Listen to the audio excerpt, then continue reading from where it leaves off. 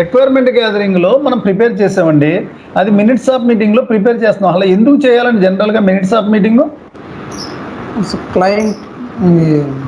Client మనం క్లయింట్తో ఏది discuss చేసామో ఎవ్రీడే ప్రాజెక్ట్ మేనేజర్ కానీ మేనేజ్మెంట్ కానీ మన మీటింగ్స్లో అటెండ్ అవ్వరు కదా. అవును సార్. అది ప్రూఫ్ ఆఫ్ ద డాక్యుమెంట్ అండి. ప్రూఫ్ ఆఫ్ ద డాక్యుమెంట్ చెప్పండి. లీగల్ ప్రూఫ్గా చేస్తున్నాం. ఎస్ ఎవ్రీడే మనం యూజర్స్తో ఏం మాట్లాడామో మన మీటింగ్స్లోకి ఎవరు రారండి. దానివల్ల మనం చేసిన డిస్కషన్ని ఒక డాక్యుమెంట్ రూపంలో ప్రిపేర్ చేసుకున్నాం. ఇదే కదండి నాన్ ఎస్ఏపిలో. చెప్పండి సార్. అవును సార్. నాన్ ఎస్ఏపిలో కానీ ఎస్ఏపిలో కానీ మీరు ఎక్కడైనా చూడండి, క్లయింట్ ఎవరన్నా కాన్ కాల్ తీసుకున్న డాక్యుమెంట్ ప్రిపేర్ చేస్తూ ఉంటారు, మినిట్స్ ఆఫ్ మీటింగ్ అంటారు దాన్ని. ఎస్ఏపిలో కదా, నాన్ ఎస్ఏపిలో కూడా ఉంటుంది ఎంఓఎం అండి. బ్లూ ప్రింట్ కూడా అవుట్ సైడ్ కంపెనీస్లో ఉంటుందండి. పెద్ద పెద్ద కంపెనీస్లో బ్లూ ప్రింట్ రెడీ అయింది అంటారండి. అంటే ఒక ప్రాజెక్ట్ చేసి ముందర బ్లూ ప్రింట్ తయారు చేసుకుంటారు, మనం ఎలా చేయాలి, ప్రాజెక్ట్ ప్లాన్ ఏంటి, ప్రాజెక్ట్ షెడ్యూల్స్ ఏంటి, టార్గెట్ డేట్స్ ఏంటి, గోల్స్ ఏంటి, అన్నీ దాంట్లో ఉంటాయండి. సాధారణంగా మీరు అందరూ ప్రాజెక్ట్ చేస్తున్నారండి, ఒక రిక్వైర్మెంట్ గ్యాదరింగ్ ఎలా చేయాలో ఒక ఐడియా వచ్చిందండి. ఎందుకంటే ఆల్రెడీ ఎఫ్ఐలో మీరు చేశారు రికార్డింగ్స్. ఎవ్రీడే మీకు ఈ వర్క్ ఉంటుందండి ఇంప్లిమెంటేషన్ ప్రాజెక్ట్లో. ఎవ్రీడే వర్క్ షాప్ చేయటం, మినిట్స్ ఆఫ్ మీటింగ్ ప్రిపేర్ చేయటం. Business blue print your choice అండి. మేబీ ఈవినింగ్ టైంలో మీకు 2 hours ఫ్రీ ఉంటుందండి. ఇంకా ఆ టైంలో బిజినెస్ బ్లూ ప్రింట్ ప్రిపేర్ చేసుకోవచ్చు. దానివల్ల అడ్వాంటేజ్ ఏంటంటే లాస్ట్లో business blue print requirement gathering 6 months అండి. మీకు టెన్షన్ లేకుండా లాస్ట్లో టైట్ షెడ్యూల్ ఉంటుంది. దానివల్ల ఇప్పుడు నుంచి ఫస్ట్ నుంచి ప్రిపేర్ చేసుకున్నారనుకోండి, బిజినెస్ బ్లూ ప్రింట్ని 5th month వరకు క్లయింట్కి ఇవ్వాల్సిన అవసరం లేదు.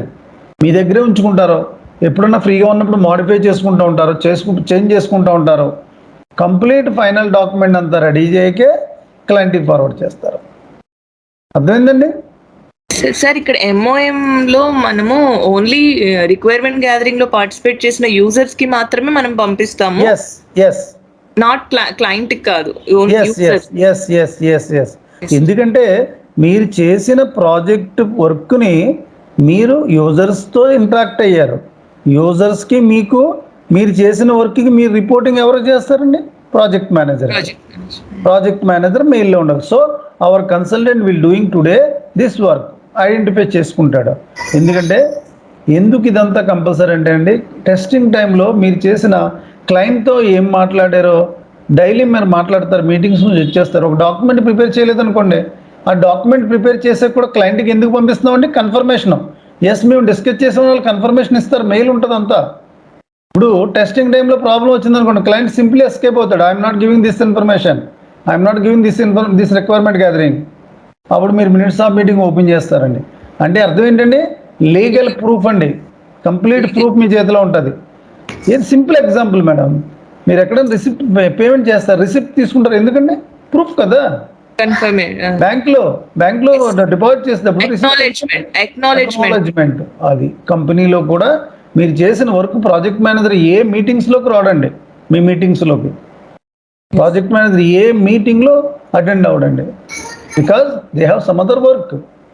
ఎవ్రీడే దాని క్లయింట్లో మీటింగ్ ఉంటుందండి. డెడ్ లైన్స్ ఉంటాయి, టార్గెట్స్ ఉంటాయి. వీకెండ్స్లో క్లయింట్తో మాట్లాడుతూ ఉంటాడు. మీరే కాదండి, మిగతా 7-6 modules కన్సల్టెంట్స్ ప్రాబ్లమ్స్ ఉంటాయి. సో క్లయింట్ కంప్లైంట్స్ ఉంటాయండి. ప్రాజెక్ట్ మేనేజర్ మేనేజ్ చేసుకుంటూ వస్తాడు. సో అందువల్ల ఏంటంటే ప్రాజెక్ట్ మేనేజర్ ఒక్కోసారి సీనియర్ ప్రాజెక్ట్ మేనేజర్ అనుకోండి, 2 ప్రాజెక్టులు ఉంటాయండి. మీదే కాదు, వేరే ప్రాజెక్ట్ కూడా ఉంటుంది. నేను ఇండియాలో 3 lakhs అబోవ్ ఉంటుందండి శాలరీ ప్రాజెక్ట్ మేనేజర్కి.